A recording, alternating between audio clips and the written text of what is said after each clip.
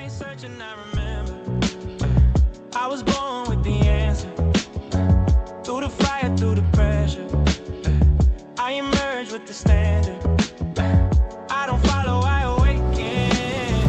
Ain't no man like I'm the root, I'm the branches. I'm the law and the language. Yeah. Happy Monday, everyone, and welcome back to another round of My Patriot Report Live. I'm the bridge connecting next generation to federal contracting. I am Ratwan Hill, and with me I have the man, the myth, the legend, Mr. Ambassador of Peace.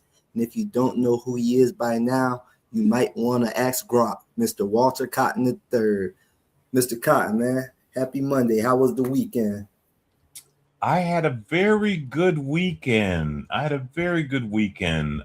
of my young cousins turned one, and we went to his birthday party, and it was a Jurassic Park theme. So we had dinosaur DNA. I had a great weekend. Let me just say it that way. Yes, sir. Yes, sir. Glad to hear that. Love to hear that. So let's get right into it now. I've seen maybe 30, 40 minutes ago that Iran had attacked Kuwait and Bahrain. Now, on the American side, right, it seems that, to my understanding, that it was a war power resolution that passed finally on the House and Senate side, but it still seems like we're not at the point of peace yet. Shouldn't that have been the cure? Shouldn't that have been the cure and everything was all good, or should have been all good by now? Well, I believe that it still can be the cure, okay. Right? You know, it's based on authority in statute, the War Powers Resolution, Section C, 5C of it, I think it is, which is what the House and the Senate used to put that provision in place, which, you know, by the language and spirit of the statute requires the president to rein this action in the Middle East in, and at a minimum sit down and have a conversation with Congress and explain to Congress, you know, why we are engaged in this particular action. There are differing opinions about the enforceability of that particular vote. And I think that it's incumbent upon the patriots, the people of these United States of America, to back the House and the Senate and employ a forcing function to ensure that the president reins this particular action in, and that we don't see another life lost there in the Middle East. But to answer your question directly, there is another form of war powers and control that Congress can employ in this situation. And the Senate actually voted on that particular resolution, and it failed, right? 2 days after they voted to pass the resolution that would rein the president in.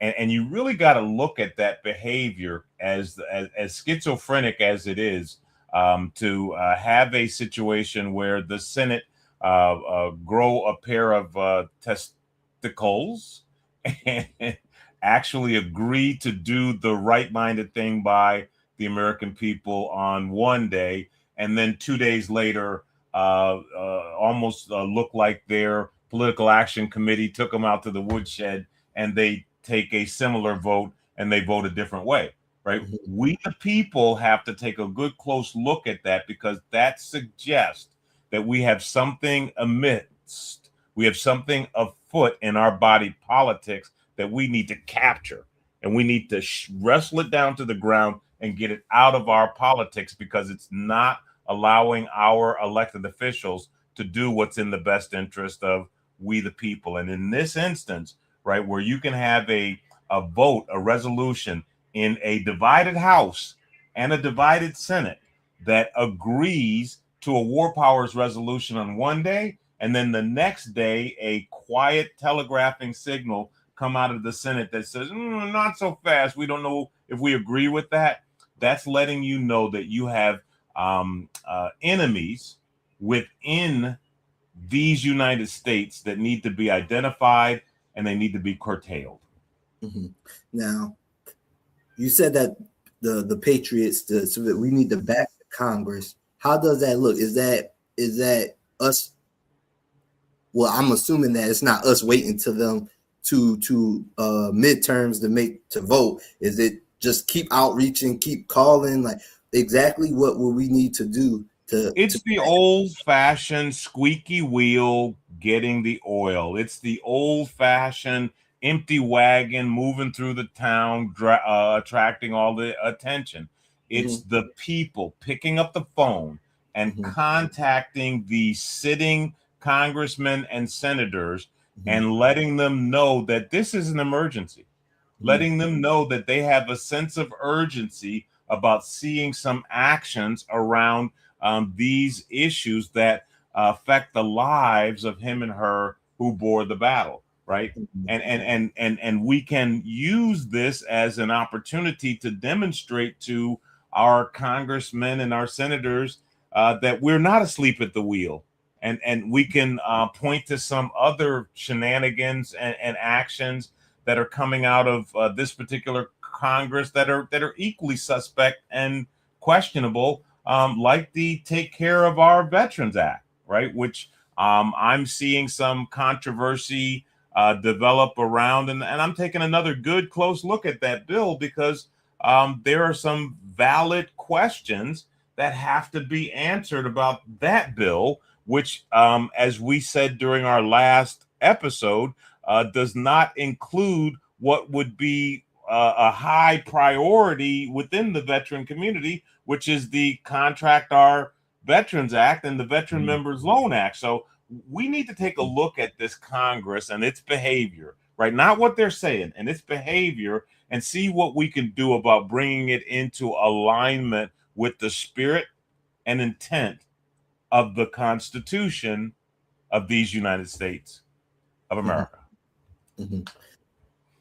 Okay, you brought up the Take Care of America's Veterans Act, and then a lot of questions popped up in my head. Now, I saw that there was a split between VSOs, and specifically that American Legion was, on the side of they want the bill passed, and to my understanding was they were saying that it was going to happen regardless, and we might as well pretty much just support it. Now, is it an actual split in the VSO community, or is it being engineered to create a split within the veteran community? That to me, this is a highly suspect response, and I mean, I've read the entire commander's endorsement of this particular action, and there's some partisan language in there that scares the bejesus out of me.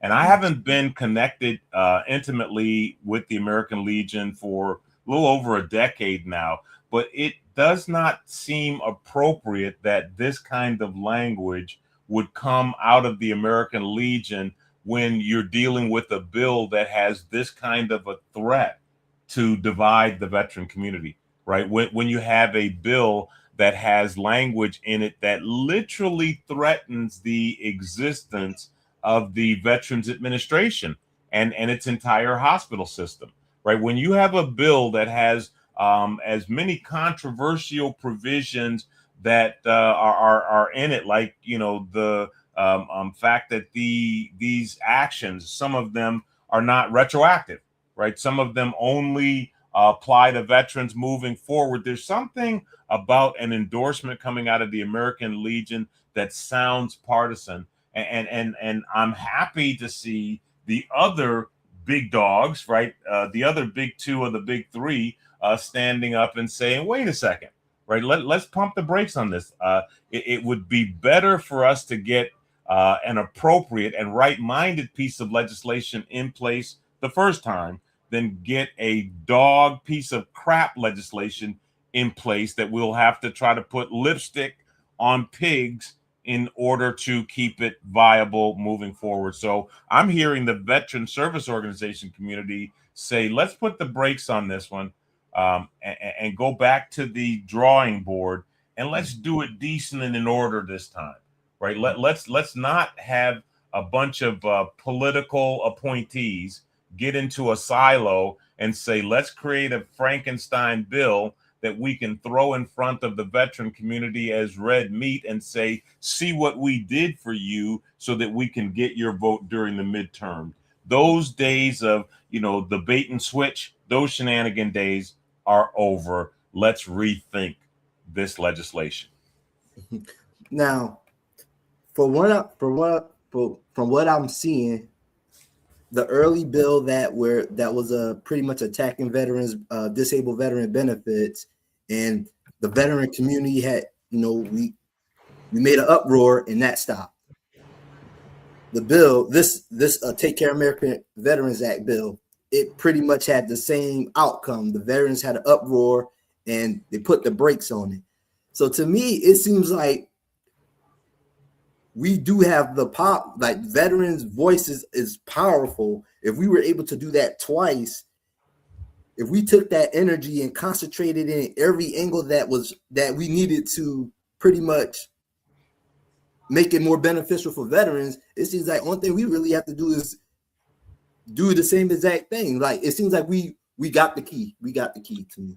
We do, and that's one of the reasons that's motivating me to establish the Capital Matters community, right, where we have our veterans actively participating in employment positions, intern positions, developmental staff positions within our elected officials' offices at the state, right, local, county, and city government. Because I believe that, if our men and women are in those positions, they're easily able to make a contribution to the legislation, right, to the authorities, because they're in the rooms, right? I was able to make a contribution that allowed disabled veterans to have a mentor protege program because I was in the room, right? Senator Snow, Senator Landrieu invited the American Legion's task force in the room when they were considering that bill, and they said, what do you guys think the veteran community needs? It's because veterans were in the room that those things happen. Parity in contracting. Again, we were in the room when they were trying to determine, should 8As or minorities or veterans, like, what should be the pecking order in contracting from a parity perspective? We were in the room. And so I believe that in order for us to kind of change the trajectory of our elected process, we need to get people in the room with these individuals that are ultimately elected in office. And then we need to change the policies. We need to change the mechanisms that govern our systems, right? As our good friend Sophia Nelson, let me plug Sophia's book again, Redefining Freedom, if you guys haven't gotten that, has suggested this generation is obligated to redefine freedom for the future generation themselves, not relying on what my generation has suggested, because you guys are being impacted by a whole different set of circumstances. So even in this area, right, the body politics and how our political system operates, you all need to reimagine that, right? We allowed the nomenclature of career politician to show up during our lifetime, during our tenure, when we had control of the wheel. Your generation has the opportunity to evaluate whether or not that was the right-minded thing to do or not, and change it, right? You have the power to change those kinds of things. And as we're putting together mechanisms like Capital Matters, right, to bring right-minded legislation to the floor for a vote, your generation is responsible for making sure that the right people get put in office. Your generation is responsible for making sure that we're vetting these candidates, not based on some political action committee's ability to invest in digging up mud on the next guy or girl, but on the merits of their platform, on the things that they're looking to do for the people that they are going to be seated to serve. Your generation has an opportunity to change the game because we have had that material change in the theater. Yes, sir. Yes, sir. Now, before I ask you questions, because I had some questions about what could my generation do or what could we do better.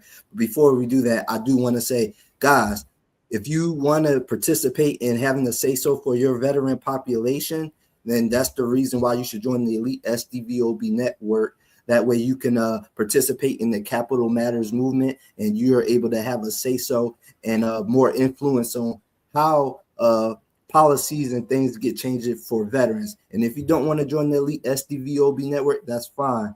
But if you still can participate by contributing, and we can still continue to push the good battle and keep advocating for veterans that like Mr. Cotton has been doing for 20 plus years.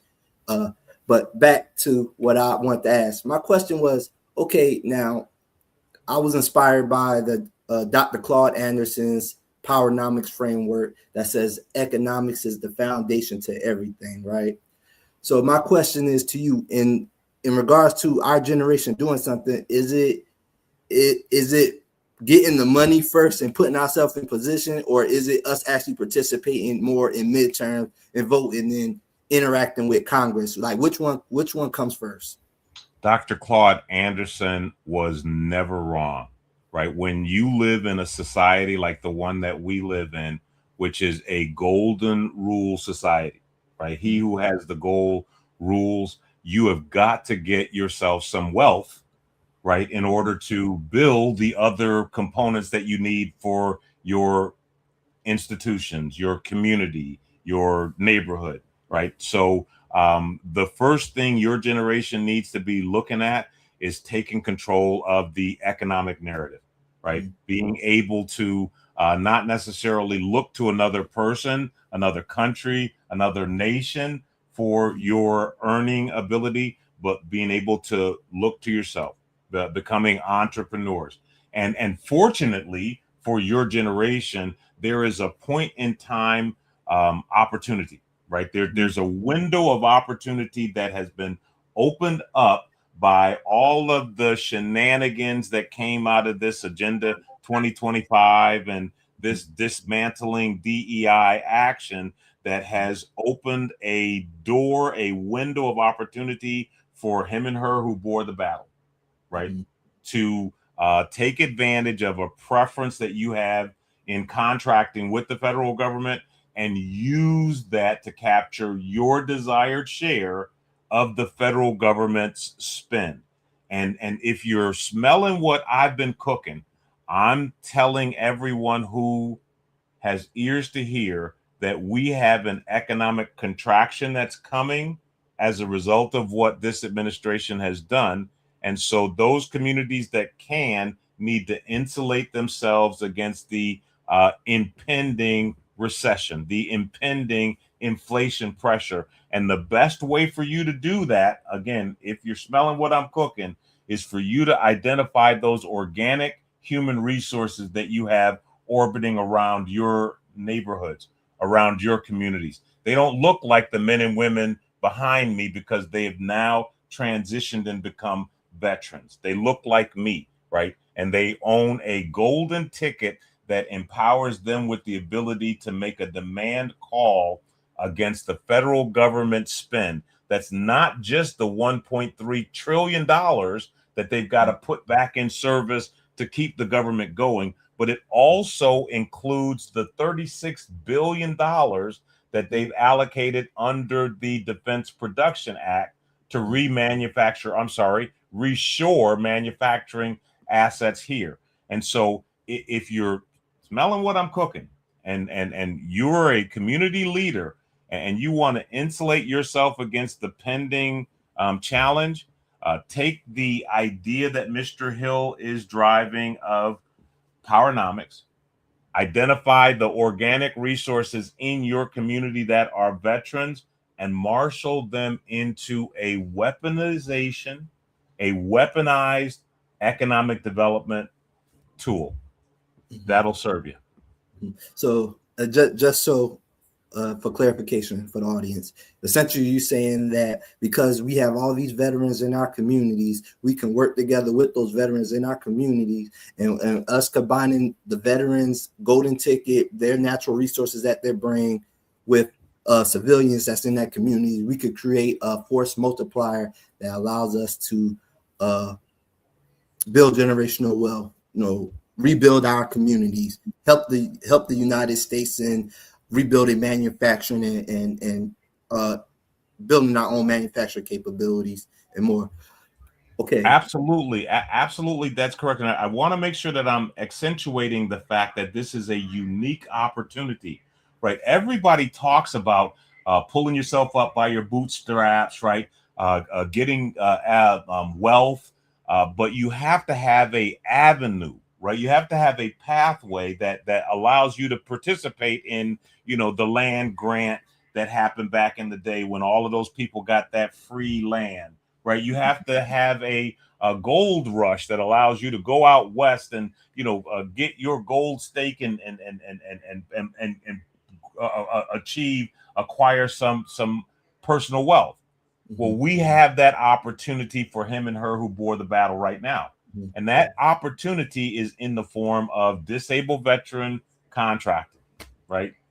And if you are a disabled veteran that wears my social uniform, you have an opportunity right now to make a demand call against what's greater than a $1.3 trillion market opportunity. And so that's the underlying whisper word that we're trying to share with him and her who bore the battle. And those community development, economic development leaders, we're trying to point your attention to the most valuable asset that you're overlooking in your community today. Yes, sir. Now, the question I was going to ask you, I'm glad you said that, was, okay, now, from your generation to my generation, there's a big difference in the opportunities we have. You guys have less opportunities. Now, we have from the guy who wants to be a YouTuber or Twitcher to the guy who wants to be a day trader to the credit repair to the housing rehab, house flipping. With all this opportunities, how can we juxtapose what is the best pathway to go down? It seems like it's over flooded with information to where it may be an analysis paralysis of, man, I could do this, that, and the third. Why is government contracting, the veteran ticket, federal contracting specifically, why is that the best path? And so you froze, and I know you're in Texas and they're dealing with some storm or weather related issues. So I'm going to talk through that and let me get a prop to use for answering this question. And the reason that federal contracting is the better path than these other paths is because it gives you something that you can own and you can control, right? It gives you a physical asset that you can actually hold in your hand that no one can take from you. Whereas, when you're dealing with some of these new market ideas like, the YouTube and the TikTok and the like, someone can control the algorithm, right? Someone can throttle the algorithm once you build that, $1 million million views of followers and condense that back down to where you lost your whole income stream. So the reason that government contracting is a much more viable pathway than these other arenas is because it gives you some physical assets that you own, that have your name on them, that you have the equity control over, and that you can now either sell, keep for yourself, or will them right to a loving generation that will happily inherit them. That's why this pathway provides you the best possible or better example than the other examples. And I'm going to give you another example that we've talked about before. Our friend with Worldwide Technologies, right? What's that guy's name? David Stewart, is that him? David Stewart. See, even the youth know his name, right? Mr. David Stewart's family is one of the 5 top richest families of color in North America. Mr. David Stewart cut his teeth. He built the foundation of this Worldwide Technology, multi-billion-dollar corporation on federal contracting as an 8A organization out of St. Louis, Missouri. Right. So you'll know them by their fruits, right? There are not a lot of pathways that you can take that are like what government contracting offers the average man, right? You don't have to be Michael Jordan, right? The exception in order to do exceptional things in this space. Mm-hmm.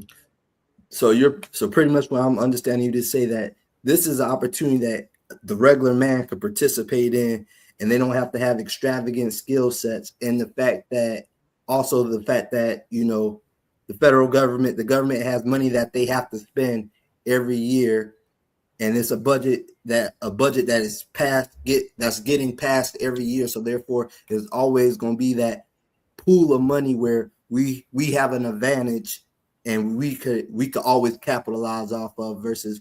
Well, I'm not going to say you put a couple of always in there, because I think that we are in a unique point in time for him and her who bore the battle for mm-hmm. veterans, right? You know, mm-hmm. and I've been saying this to everybody who will listen. You know, God and America wants its veterans to be rich, dare I say wealthy, right? And I say if that weren't so, there wouldn't be evidence of that fact. And the evidence that I've seen of that fact is all of the other preference categories, right? The small disadvantaged business preference categories have been disrupted, right? The woman-owned business category, they're looking at it side eye with a little jaundice eye right now. The 8A category has been disrupted, and the service disabled veteran community has been left as the highest award source, the least risk award source, with the largest single customer in North America at a season where that customer needs to spend trillions of dollars, right? Reshoring manufacturing assets, the military industrial complex needs to replace the munitions that were, you know, blown up in Iran and the stuff that was used in Kuwait, not Kuwait, but with the Russia and Ukraine. In Ukraine, right? And so the federal government right now is going to be the customer of choice for the market. Our disabled veterans own a competitive advantage with that customer. So we've got an alignment right now for him and her who bore the battle. If you are paying attention, that is almost a once in a lifetime event. And what we're urging all of those servicemen and women who wear my social uniform to do is take full advantage of it, right?